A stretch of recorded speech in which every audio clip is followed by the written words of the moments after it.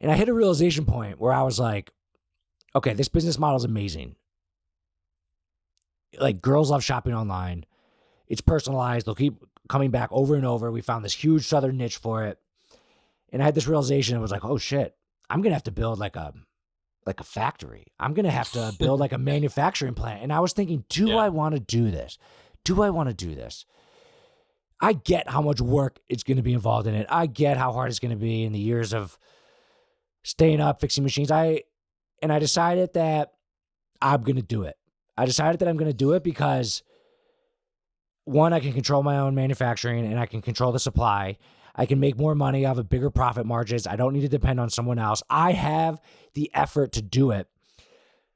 But it's been about 8 or 9 years, and I'm finally just bought this like $3 million warehouse that's like 22,000 square feet, and we're moving everything into there, and it's like coming to fruition. And now I see all the people who want to start t-shirt companies, but they're not going to start factories. So I think one of my business models in the future might be producing things for people who just want to sell a few things online and get it shipped right to their customers. I figure I can figure out that business model one day, right? So that's my kind of story about how I started the branding, the shipping to the warehouses, then them shipping it myself, building a production facility. I'm all in on the production. Where do you see the future of you doing it? Keeping to using suppliers, maybe?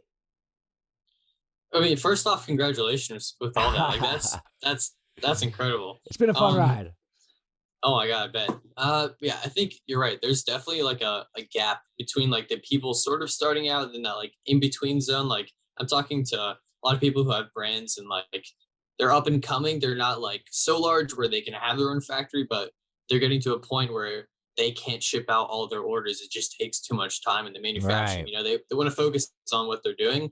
Right. Sales. And yeah, exactly. They've tried like some companies to ship it out, but they messed it up. It was a pain. It's too expensive. And Yeah. there's So there's no one doing it right. And I think if you were to figure that out, I think you'd find a lot of success there.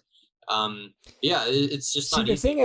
thing is, I think for maybe my future vision, I don't think it would apply as well to you, who has like the streetwear style, because I'm thinking that we can like keep in stock certain shirts, maybe cover colors, maybe gild them, and we can like print different things on them. But like you don't want yours to be just like printed on demand and sent to a customer with a gilding tag. You want yours to be, right? You want yours to be like supreme, like lifestyle-y. And I don't know, maybe my advice would be like, I get that how cool that is, but like limit your revenue. It's hard to build a brand for clothing because you do have to figure out how you're going to do the production of it. And if that whole 35 in stock thing, that's really cool. But like also 35, that's not that many. Like you want to sell hundreds and hundreds a day. So it's interesting. And I'm going to be watching you to see like where it turns out to go. But that's something to really think about. What level do you want to be at when it comes to production? And if you find a really good supplier or manufacturer, I noticed on your site a lot of the stuff sold out. Like that's the worst. Mm-hmm. Like you have demand, but you only got this many printed, and then like it limits how much revenue you can make, and that limits how much you can grow the business. And like if you want to hire some people to ship, but everything's sold out, then like then you can't offer them like a sustainable job. So start to really understand your personal relationship with what you want in a manufacturing world, because a lot of people don't want to get into it. No, yeah. I mean, there's definitely like a fine balance between creating that demand, but then also having items in stock. Like I keep some items in stock, like indefinitely, like forever. I think with the brand, I don't know. I feel like to a certain degree, you do need that balance and value that like it's sort of limited. Yeah, and other items, it's like, okay, cool. You can have it. I mean, I don't know. You're definitely right though that you want to be able to grow it. Supreme, they can sell a plain T-shirt for how much? Like I feel like it's maybe. I feel like sometimes they even have one that are like, or Gucci even. It's like $200 for a T-shirt, and that is an awesome business model. If you can do that, it's just creating the demand and then I guess being able to soak so much profit out of that, and then keeping people wanting. If you could do that, that's a completely different business model than we have now, because we sell so many products now that we essentially mostly sell things only when they're on sale. And it's Yeah. beautiful. I love my business model now because we can sell as many as we want, and then we just order them. So if Yeah. something picks up that I didn't expect to pick up, we can just keep selling it, and then we just order them. And even if, we didn't have to have it in stock. So now that we're getting this bigger warehouse, we might store some more stuff so we can have it ready. But do you ever run ads or anything like that, or have you been able to get all your sales organically through your audience? Yeah, I've just been super lucky with YouTube. That Yeah. just directly funnels in. And it's like a waste of money to spend time on ads where if I'd Yeah, probably don't be better dude, off don't do making a it if you don't video. have to.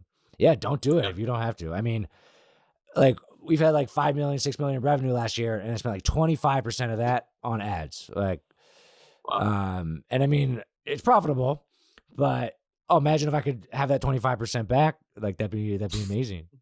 I have So a question. yeah, yeah. Do you have any or have you dabbled in like influencer marketing, or is it just like ads like Facebook, No, Instagram, or yeah, we do influencer marketing all the time. is it Um, more effective? well, sometimes it's hard to track how much it's you kind of know. Like if somebody just posts something on Instagram and then you see your traffic go up and you get a lot of sales, you kind of know. It's hard to directly correlate the sale of an influencer to it, but honestly, sometimes it's worth it, sometimes it's not. And the Yeah. girls that we work with, big Instagram following, they're all about fashion and stuff like that. They want like 7 grand for one Instagram post and one story of a try on. And we pay it. Like we pay it, and sometimes it's not worth it. And then sometimes it's so worth it that it pays for all of it. Yeah. It takes off. And then here's the best thing. So they post a picture, they post a story, and they get their audience's eyeballs on your site, on your Instagram page. That's good. But if they take a really good picture and you screenshot it or get it or whatever, then you can run an ad with it later. That kind of makes it worth Mm, it. Sometimes they don't like yeah. that and they'll be like, "Hey, stop running my ad." But that can really make that $7,000 worth it if you can use that picture in your like just basically take it, post it on your Facebook page, run an ad, and then you get tons of revenue from that that continues to go, that's profitable. That increases the worthness of doing it. Um, have you ever like had people offer you to be an influencer and you like put products and stuff in your videos? Yeah, yeah, yeah. I've worked with a couple brands more recently. But I've had that with like Grammarly. They're like, "Can we have this segment?" And then they use that, and I think they target the ads on my audience with that, which is probably really smart. How do you feel about it? I mean, it's fine because they pay me more for it. So, They pay I you mean, it's more okay. for it? Like Yeah, they told you that they were gonna do that? well, basically, I was like, if you're gonna do that, I want my rate to be higher. So they matched me at a higher than what my So normal rate at was. first, did you know that they were gonna do it? No, until I read the contract. And I was Okay, like, until you read the okay, I see what you contract. guys are doing. And then I was like, all right, well, I want more then if you guys are gonna like it's not that I'm being used, but if you're gonna use me, like I want to get part of that. Dude, that was very smart of you. That was very smart of you because Yeah. yeah, because you can get years later. Like I still run some like story ads and some posts from influencers a couple years ago. Now, we also will have customers tag us and use those photos sometimes on ads and like they love it. Yeah. I think it's just the fact that like when you pay them, and I don't know why it does so well. Does it do so well because it's such a good picture or because the people recognize them? I think it's a little bit of both. Yeah. Um, but that was smart of you to so you make money through the ad revenue. And then how often do you do that? How often do you seek out sponsors within your videos? Because I would imagine I hate commercials. And I always say there should be more product placement in movies, TV shows, YouTube Yeah. videos. Why not? How Yeah. often do you seek that out? So Or I do you, actually don't seek any of it out. It all comes to me. Um, but I mean now I'm at a point where like I'm gaining more momentum with the channel, so it just like floods in. So it's like you can pick and I can choose? choose and pick. Yeah, which is really nice. So Grammarly, like, how did you incorporate them in some of your videos? So I think one of my videos is just talking about like, all right, like I'm applying to colleges right now. Like I'm in school, like I'm doing schoolwork, and I use Grammarly to help me like write my essays. They help me like reword it, so it's seamless to like what I'm actually doing. It's like part of my lifestyle. So in the So it's vlog, you just kind of name dropped. no, so it's like a 90-second like dedicated thing. So it's like, all right, this video is also sponsored by Grammarly. Like as you guys know, like I'm applying to colleges right now. Like here's some features. Here's the link. Okay. Then talk about it for a little bit, and then all right, back to the video. Okay. Okay. And Yeah, that is you editing it into the vlog originally, right? yeah. Okay. Yeah. I wonder and what is Grammarly? It's like the plugin for it like auto corrects your writing. It helps like suggest different ways to like phrase it. It's basically like an AI system Okay. for writing. That was smart of them Yeah, to like reach out to you with the whole school thing. yeah. I wonder, do you ever know, or did they tell you like how many people signed up through your video? Or do you have any of that information? They don't they haven't. I mean, I'm 'Cause really curious, but yeah, yeah, I wonder if they would like tell you, because then you could like use that to negotiate rates probably with other parties that are interested in, be like, hey, listen, Grammarly got like 5,000 people to sign up. And yeah, so you could maybe use that. But I mean, I don't know if I would tell an influencer. yeah. I don't know if they really wanted to know. I might, but it's also, like I said, hard to know. Now they probably have some type of good tracking that know it came from your video. Did they give you like a link to use? Yeah, they gave me a link, and then I mean, the only reason I know it's probably successful because they came back around. They're like, "All right, we want to do another one," so I can like sort of assume that it had to do well. Yeah. Was But it yeah, like Grant? there's Was it like a Grammarly? Was tracking it link. Grammarly like slash max or something like that? That's Okay, exactly it. so they could track that. Oh yeah, oh Um, yeah, that's really cool. So like ad revenue, you got a lot of ways you can make money, and I feel like a lot of yeah, YouTubers, they are in this situation.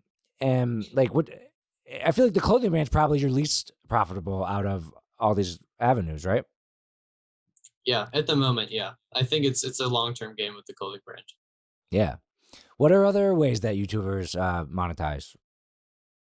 Oh, I mean, you definitely have ad sponsorships. I mean, I've gone live before on YouTube and people donate money. So that's Ah, nice. I have a Patreon where I show like behind the scenes of like creating my videos and make a couple $100s a month doing that, which adds up.